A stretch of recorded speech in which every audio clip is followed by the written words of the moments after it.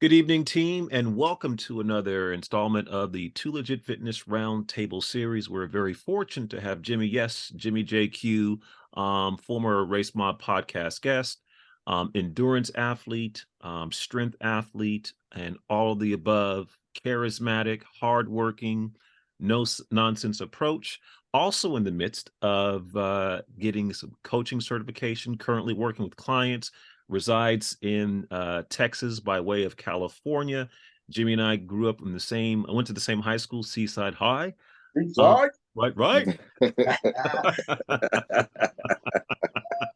Hell yeah, hell yeah. And we look forward to sharing this recording with many others who are looking to get a better understanding on how to incorporate and allow their running endurance performance to be enhanced by strength training, cross training, and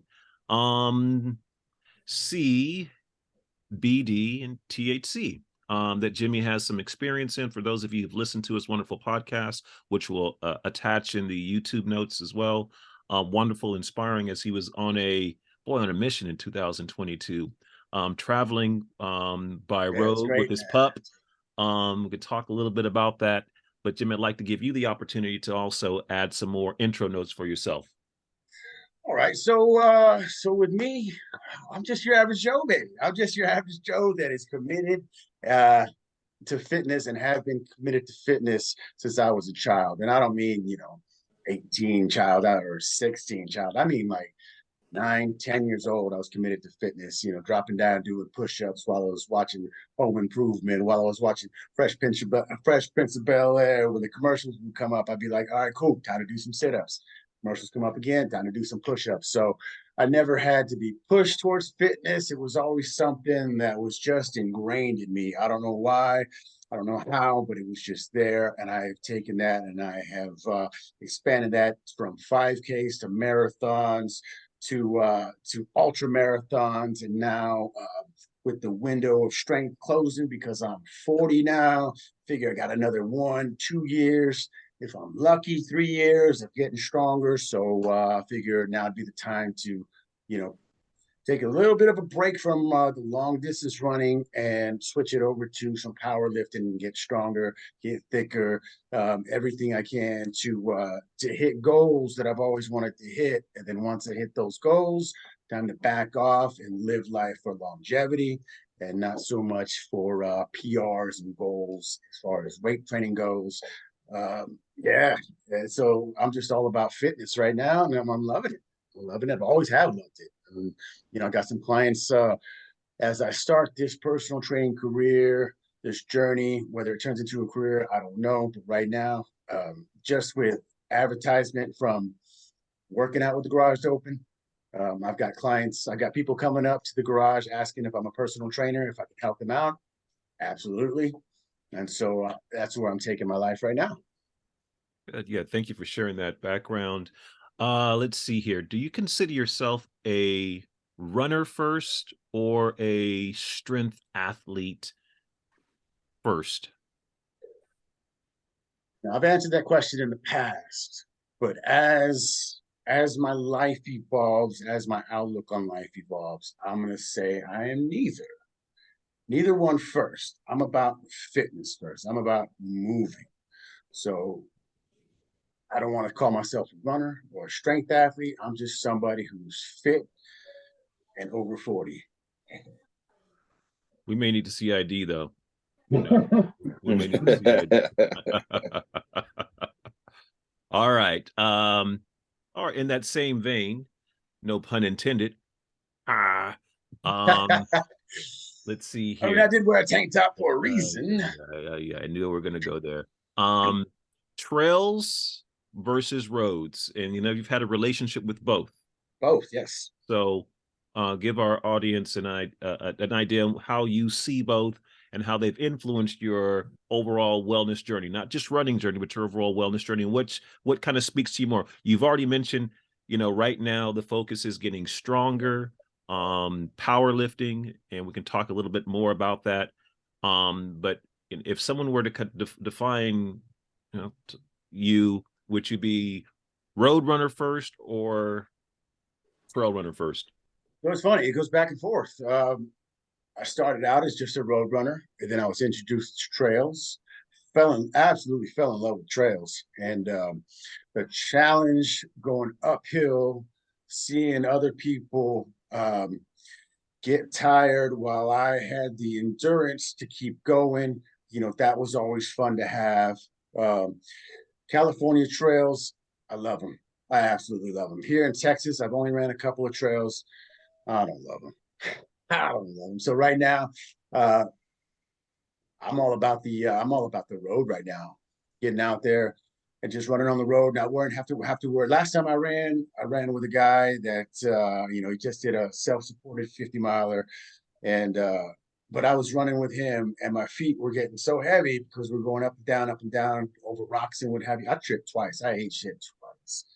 I don't eat shit on the road, man. So right now, I like to think of myself as more of a road runner than a trail runner. I've ran some trails recently and even some races in late last year, and I realized that I need to get out on the trail more. And since I could do that out here in Texas, but it's more of a pain in the ass to drive there to get there. So I'm keeping it to the road right now. I'm loving the road Okay, right now. The good. speed of the road, the feel of the road, I'm loving the road right now. And you're also from a cardiovascular standpoint, Jake, are you getting time cycling or assault bike? Yes, yes. So nobody told me about the damn wind out here. Texas winds are ridiculous, man. They start up in the morning and they just keep on going. And it seems like it's year round. Talking about the wind for a reason here, because in San Jose, it seems like you got a few months of windiness and then you're good, right? Out here, I started jumping on the bike and I'm like, shit, man, you head south and you're good. You head north, 15 miles north or coming back north and you got 50-mile headwind. It's like, that's just not fun. Right. So I love getting out on the bike, but when I can't, I'll jump on the assault bike for an hour, get in 20 miles, and just get out there just get on the bike for the cardio, burning the calories, trying to stay fit, man. Yeah. Yeah. All right. Yeah. Thank you. Let's make this very practical for our audience in the sense of you clearly have very good experience as relates to strength training. And we talked about this a bit on our podcast, but what tips can you give our audience on what strength training exercises can benefit runners from a stamina, helping them be more injury resistant, things along those lines. So if you need some time to think about that, but again, a couple of movements or exercises in your experience that benefit runners, and the where we're not talking about having to be taught on how to properly squat, that are some low-hanging fruit that are easy to incorporate that don't require heavier weights and a gradual buildup. So Well, even though it's low hanging squats, I swear by squats. Um, that I think squats, lunges, and really anything with your legs. Just keep your legs moving, keep your legs active. Um, Add some resistance to it. So add some weight to it, add some bands.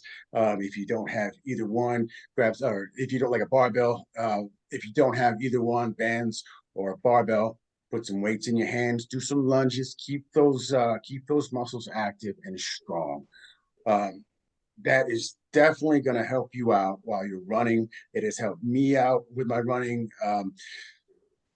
It helped in aesthetics as well, whether or not you want to look a certain way or not, but squats and lunges. Those are key. There's all different types of squats. There's all different kinds of lunges that you can do. Look them up. But I would say squats and lunges are key for runners. Um, as far as upper body goes and back goes, you don't really need to worry too much about that unless your aesthetics as far as running goes. But squats and lunges, man, I preach squats and lunges. For keeping your legs healthy, keeping yourself from getting injured. Not saying that you won't get injured if you do these, but their chance of injuries are definitely lowered.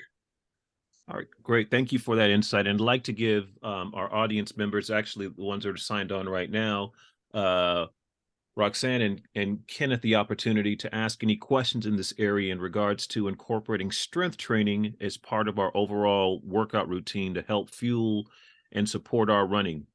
So, Roxanne, any questions for you in regards to this? Um, not a ton at the moment. I mean, right now I'm trying to I'm doing 30 days of yoga, and I'm doing that in the mornings. I'm trying to get myself back up to a point where I can wake up early and do a workout and start my day off with a workout, either, like a high intensity, like running out, catching the sunrise and then running back, like I did the other day, or, just starting off with yoga and then getting into running later. So I guess a good question I would have is, so like the yoga regime that I'm currently following has like, oh, you can add a yoga block, you can add a pillow, you can add, some of these other things. But I'm wondering if kind of later on, if I wanted to start incorporating more like strength training, would you recommend like just free weights, or like a kettlebell, or maybe just focusing more on body weight and kind of building that up first? Start with the body weight, right? I would start with the body weight, and then I would incorporate what feels good to you. Mhm. If kettlebells feel good to you, if dumbbells feel good to you, if barbells feel, what feels good for you. If you're not doing it to be a competitive bodybuilder or anything like that, what makes you happy and what's going to keep you coming back? So if it's dumbbells, kettlebells, just body weight, if it's grabbing a sandbag, throwing it over your shoulder, whatever it is, it could be wild. What keeps you coming back to the fitness room? Fitness, palace of love. What brings you back? So whatever it is, I say go that route. Yeah, excellent advice, JQ. Uh, Kenneth, um, you're about to enter into your taper window. Actually, probably are right now for your upcoming marathon on the 21st of this month. During this training block, and how in the past have you incorporated strength training? And then what questions might you have for Coach JQ? Uh, Incorporated strength. I'm more into the early on. I was into the weights. I was doing more heavy strength training. Um, for this since this training cycle is so short, I incorporated more body weight and more. I guess you call them hit classes. This is a cycle class, one after the other, hardly any rest in between.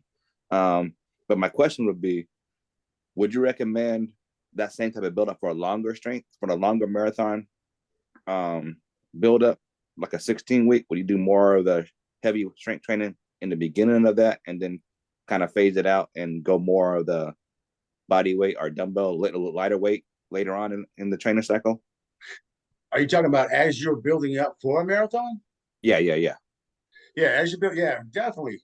Yeah, if you're gonna start heavy, yeah, because I've done it all. I've done stayed heavy, then tried to run a marathon, and paid for it. I have done legs the day before a marathon and thought, look at me doing legs. Oh yeah, I'm doing all this the day before a marathon, paid for it. Don't do that. So I'd say yes, absolutely. Start with the start. You got to taper. You got to taper just like you would a marathon. You start heavy or what have you, and then slowly dial it back. That way, as you dial it back, your legs become fresher and fresher. And time marathon hits, you're ready to go. I personally would never tell anybody don't do what I've done in the past. And I've done some dumb stuff in the past. I've tried to be, this machismo, full body workouts, work out the morning of a marathon and thinking, I'm going to work out the morning of a marathon, then drive 2 hours to a marathon and then run that marathon. I'm not putting up any good numbers. I'm a mid packer. Why I did it? Stupid machismo stuff. So I'd say yes, definitely. If you're gonna be heavy, go heavy. Start heavy. later or stay heavy, weeks away from the marathon. As you pull in closer, I'd lower the weight and maybe hit more reps, but less, keep lessening keep deloading as you get closer, but maybe pick up the reps, but then have a deload at least 2 weeks out from a marathon, man. Stop with the weight training, heavy, and just kind of do functional stuff with the weights. Don't go crazy. Just do functional stuff just to get that heart rate up, just to keep you moving, keep you functioning. I would not go heavy anywhere near a marathon anymore. No, no, All no. right. Right. Thank you for that, Kenneth. Excellent question. And let's see here. Next question in regards, JQ, before we get into some other topics, nutrition and how what we eat impacts how we perform.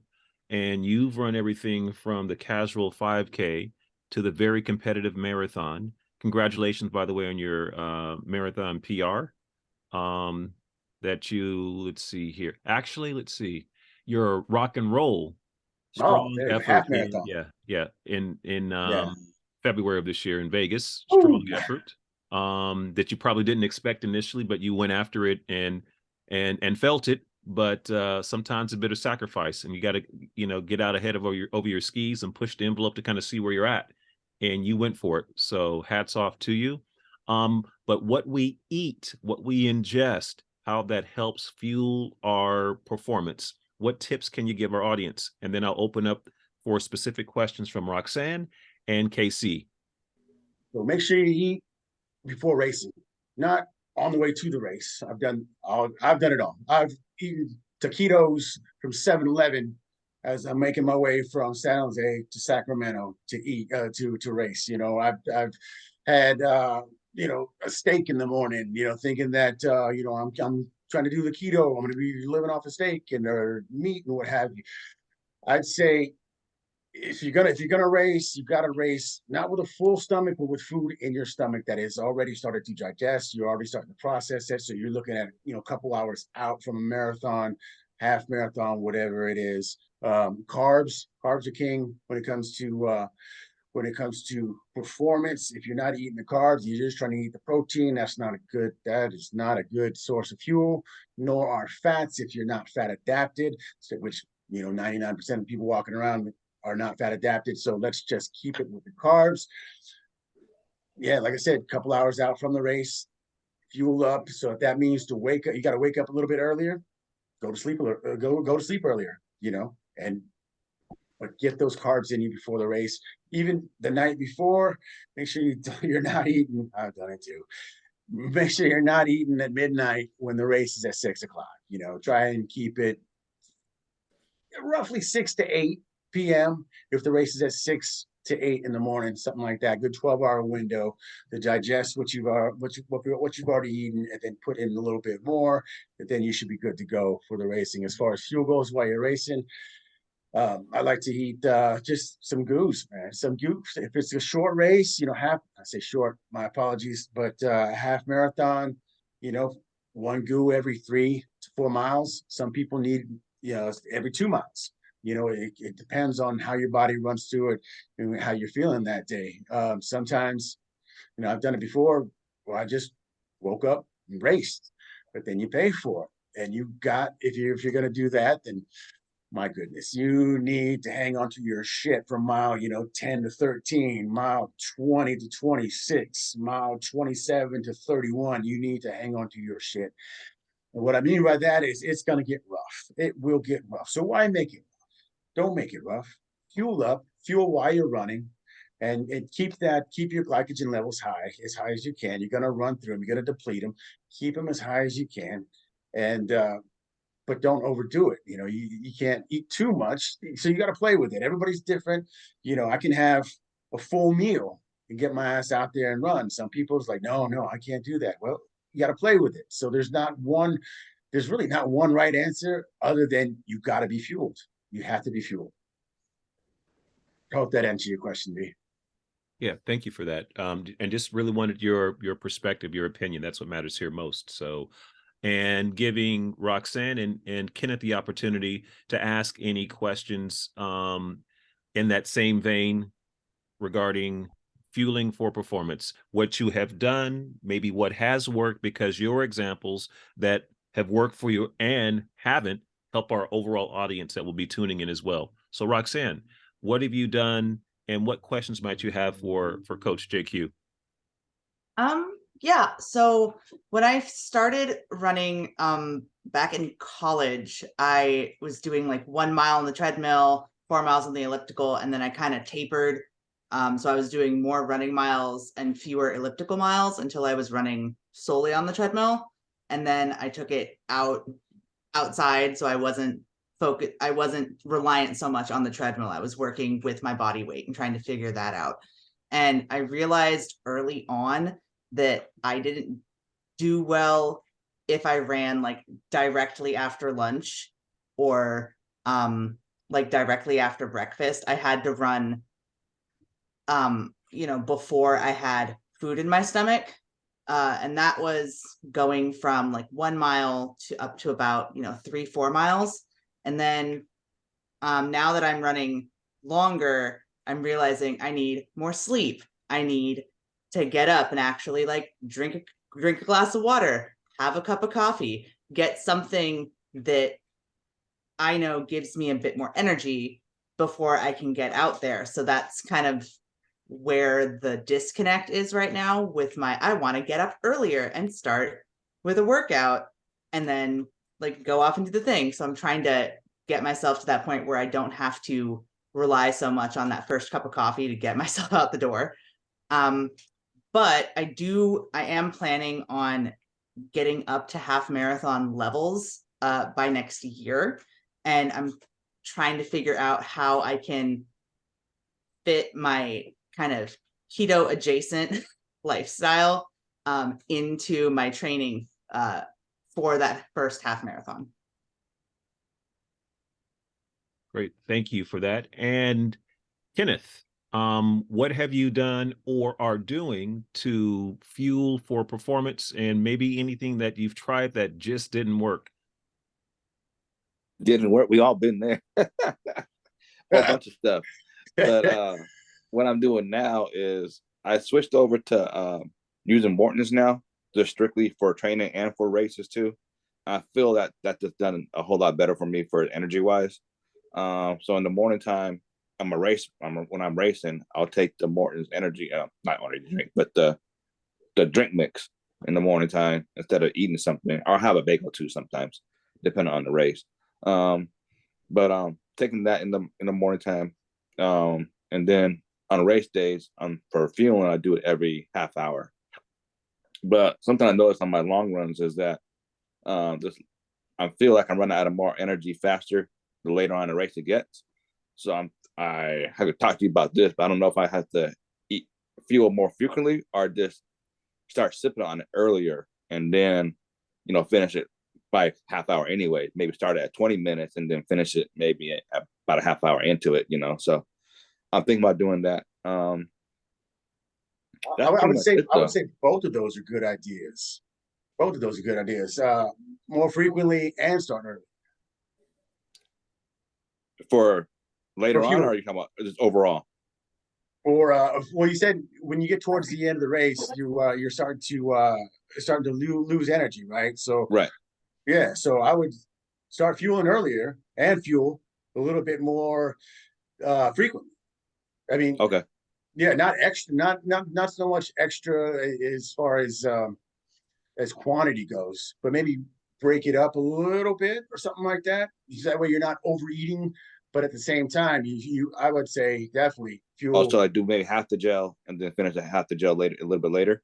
Yeah, you can try that for sure. I've done that. I've done full gels. I've done 2 gels at once. I've whatever it takes to get your glycogen levels. Because once you go below, it's hard to dig yourself out of that hole, man. As we all know, it's difficult. So don't put yourself in that hole. And what you said, what you mentioned was, should you go earlier and more frequently? I say yes to both. Okay. Yeah, I concur with what JQ said there, because your body's talking to you, and it's a matter of, are we listening? The body is going to tell us, man, shit, I'm feeling pretty good. Roxanne's been there. Oh yes, because we're easing into it. Or when we're pushing, and then we're running a 10K and we're at the 4 mile mark, and then all of a sudden it's like, man, I am not running uphill, but why does it feel like I'm running uphill? When I started, it didn't feel like I had heavy legs, but all of a sudden it feels like I have heavy legs. Sometimes we can just get from a aerobic state to an anaerobic state, and we just need to slow down. But other occasions, as JQ referenced, and probably what Kenneth has experienced as he's training for this marathon block, is where our energy stores have been exhausted, and we start to feel that fatigue, and yeah, put more fuel in the tank, recharge those batteries, and manage the energy disbursement gradually. But if we're trying to micromanage our calorie intake during endurance efforts, or when we're looking to push, and we are, what, I'm taking 3 gels on me, and I finished the race and I still have 2 on me, then that's shame on us. We have a gas tank that we can replenish, and we are choosing not to. We can also do a better job in advance on fueling up. So that's what all this conversation is about, is what works for us, because we have different types of fuels that impact our GI, that help us sustain energy initially and maybe fade out as we start to pick it up, or a longer distance sustained energy, ultimately getting calories into our system, especially when we're looking to tackle double digit distances, 10 miles, half marathons, and certainly ultra marathons. As much as it's about fitness and pace, in many cases, the linchpin that does runners in, where we don't maximize our earned cardio fitness, is not fueling enough. So if we can leave you with anything, fuel up. So, and that can come in solid foods, chew, or liquid nutrition as well. And Casey, you referenced the Morton drink mix. I believe, what is it, 160 and 320? Yes. Yeah. So, and that, where we're drinking in fluids, means we're going to have, less solid waste that we're going to have to disperse at some point, especially on race day. So that's just being open and candid, Right. keeping it 100. So, all right. You don't want to be the guy in Boston Marathon, huh? On the front Yes. yard. Yeah. Yeah. Oh, right. Yeah. So, and JQ, what I have been like tapped on the shoulder on multiple occasions as it relates to you. Yes, everyone knows that you're a within our Too Legit fitness community, and certainly people who are subscribed to your social media channels, that you're a strong athlete, that you're willing to share what you're doing behind the scenes. As we touched on in our podcast, fueling, or what we're taking to help us navigate fatigue, recovery, and mental state, with CBD, THC. There are a lot of curious people out there here in the state of California, legal. We're not talking about from an elite athlete standpoint that's looking to win a race and be tested. I've gotten that question as well. Coach, what if I put the CBD oil on my knee? Am I going to be able to? Can I still participate in the rock and roll half marathon? Yes, you can. Coach, what if I take the tincture and to help me sleep? Am I going to get disqualified? Can I not participate in Taji 100? No. Yes, you can. So, can you participate? Are there active athletes that are running while they've ingested edible or smoked? Yes, there are. And JQ is one of those individuals. So this is a very safe space to talk about these things. If you have a little curious, as a lot of people are, I've had some prominent, like, endurance coaches, running store owners, that have shared their curiosity, or maybe indulging to help improve with recovery, and deal with post-race soreness, and just in the midst of the race, having a good mental flow. So JQ, I'll kind of open it up from there and let you kind of share your your journey, your experience, and then allow Kenneth and Roxanne to ask some specific questions. Let's just say, let's start out at 2017. I never touched marijuana before that, but then it became legal. That's a lie. But I'm gonna say this: every single race that I do, once it was legal in California, every run that I do, every lift that I do, man, I'm high as hell. I am high as shit. Um, it puts you in the flow state almost immediately. Let's bring it back to Las Vegas rock and roll. I popped 20 milligrams. Now, for those of you that do not do any edibles, or maybe are thinking about edibles, do not do 20 milligrams. You're gonna run the wrong damn way. You're gonna get lost. It's just let's start out with 5 milligrams. But, but if I'm running an ultra marathon and I'm off in the woods, man, I got my weed on me, I got my my edibles on me, and I am stoned the entire damn time. Like I said, it puts you in the flow state. It gets you moving. All the pain, the cramping, the want to quit, thinking about the miles ahead of you. You know, all those negative thoughts that creep into your mind are just kind of pushed away, and you kind of realize, hey, this is what I'm doing. I'm racing right now. So yeah, it's gonna suck. Yeah, I got a long ways to go. But I'm having a good time, and it just really helps put you in that flow state. Like, I'm not gonna say that it takes away the soreness, or it doesn't make you feel the pain or anything like that. It just puts you in a mindset to where, yeah, it hurts. All right, I'm having fun. Yeah, I'm tired. I'm still having fun. Like, it just puts you in a different mindset to keep you moving forward. I introduced it to the wife not too long ago, and she went from occasionally running a 5K to I cannot take the damn shoes off the woman, her running shoes off of her. Like, she will pop an edible and head out the door. Um, it's great to watch. It's great to watch other people as I've introduced weed to them, and they've hit me up on the low about, you know, should I smoke, should I do this? I'm like, hey, you know, do what you want, but this is what it helps me. It helps me perform. I would not have ran. You're looking at 29 ultra marathons with what, like four, maybe 5 DNFs. So you're looking. I towed the line for 30 plus ultra marathons, and every single one of them I was stoned nearly the entire time. And And I would JQ, not. let's up there. So we're talking, and thank you for being very candid. We appreciate that. But that's from a mindset, right? Yes, And getting yeah, you into a mental flow. From a, you know, can you speak to performance and yeah, or yeah. recovery perspective? Um, Let's bring it to performance. mhm. If you have a positive mindset, if you're not worried, when all that negative creeps in and you keep pushing forward, you're gonna have a better time than if all that negative shit comes in. You're like, I gotta dial it back. You know, then you dial it back when you're sober, you're not stoned.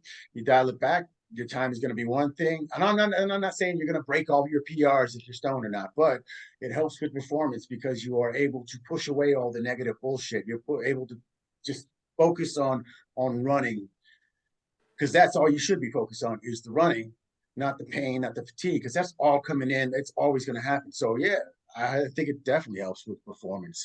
Now, as far as recovery goes, Because you're getting a lot of that from even professional, you know, athletes, and you know, that are raving about, even as it's being marketed as a recovery element.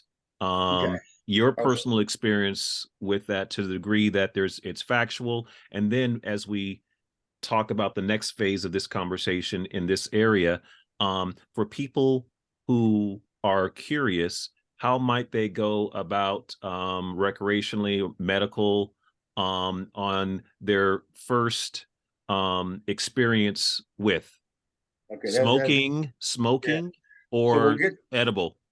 we'll get to that in a second here. The first one, recovery. I'll be honest, it doesn't help me recover for shit. I'm stoned. I wake up in the morning, get a little token, whatever, right? I'm a little stoned here and there, popping edibles. As far as like managing the pain that after a marathon, people might say, hey, it does this, it does that. I think they just want to be stoned. I just think they're looking for an excuse to be stoned, rather than it really helping with recovery. It doesn't help. You want a recovery? Do an ice bath. You know, take your vitamins, take your all your supplements. Foam roll. Do all the original stuff that is actually meant for recovery. As far as smoke a little weed because my back hurts. Man, my back hurts all the damn time. I'll smoke weed, it still hurts. I'll take edibles, it still hurts. My legs are sore. Take edibles, still sore. Smoke a little weed, still sore. Like, what are we talking about here? It doesn't, for me personally, it does nothing for recovery other than, it puts me to sleep faster, but then the quality of sleep, right? The quality of sleep, there's been studies, there's been doctors that it ruins the quality of sleep. So if you're looking to get quality sleep, don't smoke weed before you go to sleep. But if you're looking to fall asleep fast, all right, take your edibles, smoke your weed, But as far as recovery for me, nah, it doesn't do anything. I foam roll, I stretch, I use a lacrosse ball. I don't do heat, I don't do cold. That's all that I do. You know what I mean? I drink a gallon of water ish a day. Um, I that's about it. It does nothing for recovery for me personally. Other people might have different stories about that. Now, as far as introducing weed, whoo, make sure that if you're going to take an edible, you know how much you are taking. And I don't mean like, oh, I'm taking one edible. No, no, no. Know how much is in that edible. And then know the type of edible it is. Is it a sativa? Is it a indica? The two differences. Sativa is what I do. Sativa gets you up, gets you going. Once you get out the door, like I want to rock and roll. I want to go for a run. I want to lift. I want to be active. Indica, Indica is the stereotypical pothead, smoke it on the couch in your mama's basement while you're eating Cheetos, playing video games, right? That's the two differences between the two. I'm not saying that everybody that smokes indica, that's them, but indica will put you on the couch and that's it, right? I'm good with that. So know the two differences for sure. Which do you want to do? Do you want to be active while you're stoned? Or do you want to be chill while you're stoned? There's two differences, right? So if you're going to take an edible, know how many milligrams you're taking, whether it be 5, whether it be 10, whether it be a little nibble. So that's 1 or 2 milligrams, right? And then kind of see where you're at. If you're smoking it, just a little hit, just a little. Don't go smoking out of a damn gravity bong because then you're not going to be good for a long time, man. The demons are going to be coming in and you're going to be on the couch with a blanket, thinking about shit you did 15 years ago. Why did I say that to this person? Why am I doing this? Like all the little demons in the world that you have, that are in the past, they're going to come up, baby. You don't want those. That right there is the anxiety and the paranoid feeling that everybody feels. That's all the shit from the past coming to you. So what I do, I just take a bit here, a little bit there, and keep all that shit away. And that's what I would recommend to anybody else is to smoke just a little bit, not too much. 1 hit here, 1 hit there. See how you feel. Then, gradually smoke a little bit more here and there. But then you're going to hit that point where you're like, I can handle a lot. And then you're going to be on the couch with the blanket thinking about things 15 years ago. All right. Yep. Thank you for that, sharing your own personal experience. And that is in contrast, because your experience is what matters here. That's why we have you on as our special guest, versus all the marketing that we hear. Let me stop you right there. All the marketing that you hear. What's behind marketing? Money. They're going to make it sound like it's the best thing in the world for you. Cool. I am an very experienced cannabis user. I don't. What are the benefits then? Well, a simple question, Jimmy. Just okay. What are the benefits as someone who has incorporated into their everyday life as an athlete, endurance athlete, and strength athlete? What are 2, 3, 4 benefits? And you talked about one of them early: the flow, the mindset. You've also shared that, you know what? in my personal experience, it does not help me with recovery. Now, your activity level is different than a lot of athletes because you are, you're lifting multiple days during the week. And you are when you run or you put in your activity level is high. So what are your, again, outside of the mindset, which you've talked about clearly, are there other benefits in your eyes? Oof, that's a tough question. That's a tough question because honestly, I mean, if you like to be stoned, then great. But as Hmm. far as benefits go, be other than the mindset that it puts you in, because the mindset, to me, the mindset is a huge umbrella, right? Hmm. It encompasses a lot of things, but Hmm. I can't see a whole lot of benefits of smoking weed. I enjoy it because I like to be stoned. I like to be focused. It's all about the mindset for me. Hmm. It's all about the mindset for me. And mindset, how active I am that day is mindset. If I'm having a shitty, grumpy day, I don't want to do shit.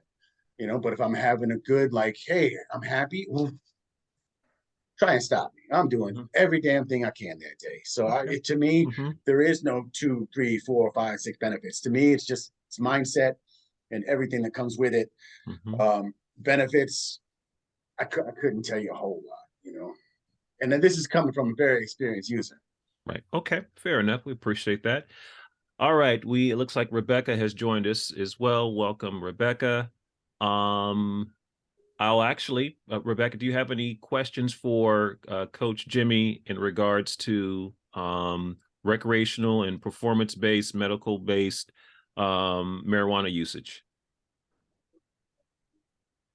Hi, Jimmy. Hey, No, I Becky. just enjoyed listening to his experience, and it's funny that you say you don't see a benefit. And the thing that comes to mind is it possible to be desensitized, or like at some point you just kind of get used to it and the body just doesn't react, like somebody like me or like somebody who's never tried it, try it, and I'm like, oh my God, this is the best thing. But then after a while, it's sort of like kind of my body just gets used to it. Is that something that you may could be um, a factor? That very could be that very well could be a factor because I haven't gone very long without using marijuana. Uh, yeah, so I could be just numb to all the benefits, and I'm just reaping in the benefits, not even realizing all the benefits. So maybe that question is better asked to somebody who's not as experienced as I am. Even though it sounds like it wouldn't be a question for them, it might be a better question for somebody who's just stepping into the game and can tell you like, oh shit, this has changed, this has changed, this has changed. Because I know when I did first start taking edibles, you know, but hold on now. There's a difference between THC and CBD because now that I'm thinking about it, when I did start ultra running, I was taking pure CBD drops, right? Non-psychoactive CBD drops. I take them sublingually. That's under the tongue. It says 5 drops. Cool. I'm gonna do 20, and so I take those, and that did now CBD straight up will it will take away the soreness while you're running. It will take the pain. Well, I guess the pain and the soreness while you're running. It does subside that the inflammation. That's the word I'm looking for. It does subside the inflammation huge drastically. Now I stopped because I don't know. I just rather not, I guess. But for somebody who was going to start uh taking THC, I'd say definitely take more CBD than you are THC because you will see a difference in the pain levels that you are experiencing, and better recovery with CBD. Now, I did say I don't feel shit with weed, with marijuana, but that is strictly THC. There's a difference now. So the CBD, if I could get the same drops that I used to have back in Cali, that takes away. That takes away a lot of the pain, a lot of the soreness, the stiffness. That just kind of lubes you up and makes you feel really good, without any psychoactive, nonsense going on in your head. Thank you for that. Yeah, and that does shed a little bit more light from a recovery perspective, numbing pain, ability to perform, et cetera, et cetera. All right, Miss Roxanne, I'm sure this is one of the reasons that you tuned in. So ask away. Well, I may have gone to UC Santa Cruz, but I did not. I did not and do not partake in the drugs. So I mean, I don't, goodness. I'm like words. Goodness, it's Wednesday. I guess I've never really like thought about kind of incorporating them into my workout. I've always just been part of that. Oh, I'm the daughter of a triathlete. Oh, hey, I'm gonna get into running. Oh man, I really like running. And then you just gotta you just keep going. So now I'm like, okay, well, how am I going to elevate what I'm doing? So I mean, it's something to think about, but I haven't I guess I haven't really made that step yet.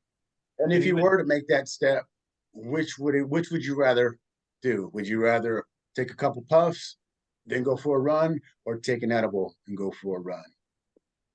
Um, I mean, I currently take gummy multivitamins, so Okay, maybe just like incorporating it that way because it's a similar texture. okay, because if I were to recommend one or the other for somebody that's just starting out, I'd definitely say take the gummy. Don't take a puff. The puff won't last that long. That gummy, when it's processed through your body, it becomes a completely different. Damn, I'm not a scientist. It becomes a completely different active. I don't know what the word is, but it's completely different from smoking it and taking an edible. Basically, it lasts longer and it hits different. So I'd say definitely take the gummy rather than smoking it for sure. For sure. So you're going down the right road if you like the gummy and like the texture.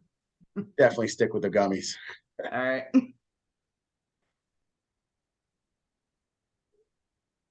Thank you very much for that, sharing your experience and curiosity. And thank you, JQ, for sharing in the event that someone was looking to partake to go the edible route versus smoking. Kenneth, your thoughts or questions for JQ on this subject? And again, we're not asking if you have or haven't, just any questions that you may have.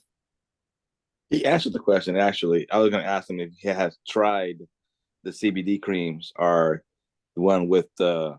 I think a CBD comes in a THC form too for cream wise. I'm not sure, but so I think he answered that question with the CBD creams. All right, he didn't use the cream, but the CBD tannic drops.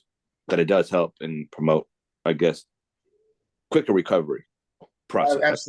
Absolutely. And as far as the cream goes, I have experimented with them quite a few times. Quite a few times when I was really starting to getting into ultra running. I mean, I was tore up. You get done with the ultra race. It tears you up, and then I had to go to work the next day. So I was always experimenting with different things, whether it be CBD drops under the tongue, smoking more CBD based marijuana, but the creams, nah, those are interesting because you get some. Now, do your research on these, and whether the research be word of mouth by the person who's selling it to you over the counter or your own online research. But with those, some of the time, it's a waste of money. Other times, if you got sore muscles and you rub it on, and you're sitting there watching TV, and you get up, and you realize, holy shit, I'm not even sore anymore. And so some of them actually really do work. Topical creams do work for sure, for sure.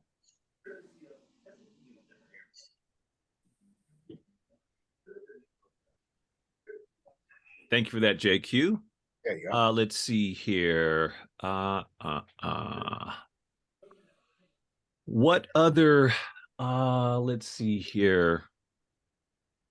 What advice would you give somebody who's running a marathon this weekend, Jimmy, in the form of Rebecca? She's running in Southern California.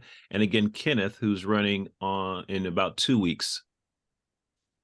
Uh, so you said Becky's running this weekend? This Sunday, yes. This Sunday. I'd say run it backwards because you run so many. Have some fun. Run it backwards. Do the whole damn race backwards, Becky. Come on, you got more marathons than I do. What are we talking about here? Disclaimer, Jimmy may be high right now, everybody. Jimmy, you might be onto something.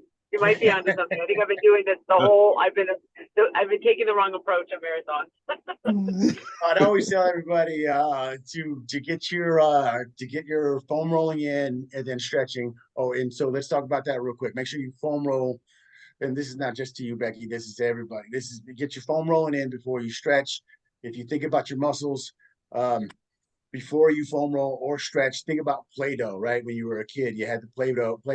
You would put it back in the little cup, then you pull it out and it's dry.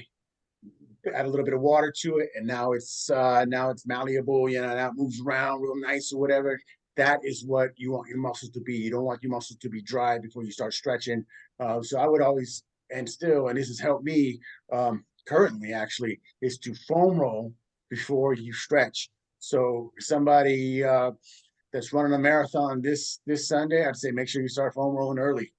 Foam roll and stretch. Get your foam rolling and stretching in, get those muscles ready for the pounding that you're about to put them through. Yes.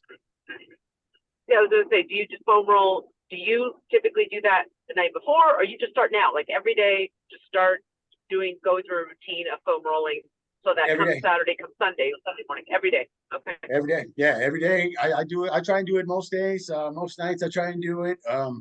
Back when I was really running hard and running a lot of marathons and half marathons on the weekly, it was still the same. It was daily, damn near daily. Do you have cryo available over there? Do you do cryo? Well, I've done cryo in the past. I'm sure it's here, but I stopped using it because it felt like it was very temporary. And I mean temporary as in that day. Like it felt great that day. And then I wake up the next day and it felt like I felt the same, and I'd spend all this money. It didn't feel like it was cost effective. Like I was just tossing my money out the window. But I know with ice baths, which I've done in the past, those seem to last longer. They cuts down it felt like it cut down the inflammation more than cryotherapy. And I've done cryotherapy, maybe 20 times. And I've done maybe 5 to 10 ice baths. And I will preach an ice bath over cryo every time. And it's cheaper, it's cheaper. You can do it at your home, in and out of the bathtub, rather than going. It's quicker to do the cryo, sure, but I'd rather do the ice bath. Thank you, Jay. Sure. Oh yeah, B. There you go. Yep. Let's see here. Kenneth, any questions, advice as his marathon's in 2 weeks, similar to a CIM course, JQ, for your knowledge. Okay. Yeah, Kenneth, any marathon race day tips as Jimmy's been down this road on many occasions?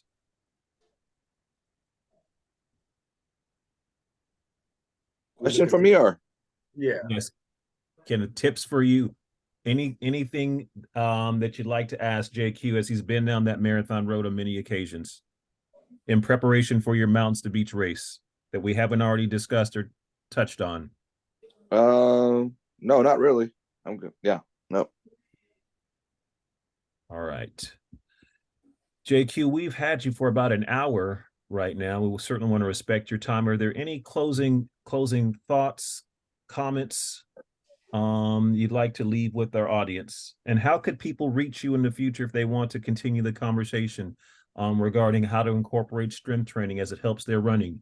More curiosity in regards to medicinal use of marijuana from a casual and or performance standpoint. You did touch that later on in the conversation. There are some recovery components where early in the conversation, maybe guess with a certain type of strain of marijuana where there was less. So when some people are listening to this, they may think, well, wait, I'm tuning in to understand where's the recovery components. If you listen further in the roundtable, JQ does share some benefits of use of marijuana, edible versus smoking as well. So that's a long question there, B. There's a lot to guide me through this as I go. Let's start with the CBD versus THC. If you want to take it when you're running, I'd say take the THC, the sativa strain, but also incorporate pure CBD into that. So buy your gummies of both, but then afterwards, if you're looking for recovery, it's more CBD based than it is THC based.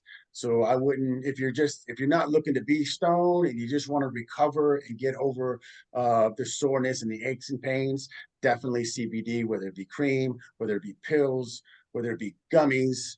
I mean, but there's also marijuana that is high in green. I'm talking about leaf, flower, that is very high in CBD that you can also smoke if you like to smoke.